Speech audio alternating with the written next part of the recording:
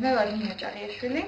შევიძინე იოლის კარტოფილის პილმენი ჩემივე მაღაზიაში, სადაც დისტრიბუტორს მოყვა კვირაში ორჯერ ეს პროდუქცია და დარწმუნებული ვიყავი, რომ იყო ნამდვილად ახალი, ეს არ შემიძლია სანამ სხვაგანრო ეჭვი შემყარებოდა.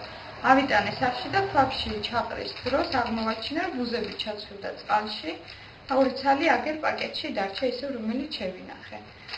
ორი დღით ადრე იყო გადაცემა 100 გრადუს ცელსიუსი, სადაც მოვისმინე ანალოგიური პრობლემები, გავიგე თქვენი საიტის შესახებაც და მე მოგმართეთ თქვენ, რომ დაგვიფიქსირებინა ეს პრობლემა. დავრეკე იოლის კომპანიაში, მომიხადეს მხოლოდ ბოდიში და მეტი არაფერი არ გაკურებიათ.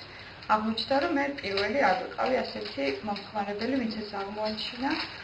და მას მე კიდევ სადა დაკავშირება, მაგრამ მე შემდგომ იგივე ხმა მიპასუხა, რომ იოლის კომპანია არ არის და შეცდომი წერია საიტზე ნომერი და იქ აღარ უნდა დავრეკო.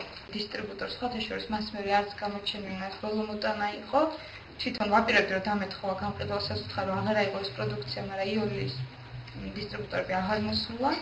და რომ დავრეკე კომპანიაში, იქ ჩაიწერეს ჩემი მაღაზიის მონაცემები, მის ამარჩი და რატომაც ველოდებოდი, რომ რაღაც რეაგირებას მოახდენ და მოვიდოდნენ. მაგრამ როდის მოხდა ეს შეძენა ამ პროდუქციის? და 2 კვირის წინ. ზედ ვადაც არ ეწევია შეფუთვას, არც კომპანიის მონაცემები, არაფერი ინტერნეტში მოვიდა მათი.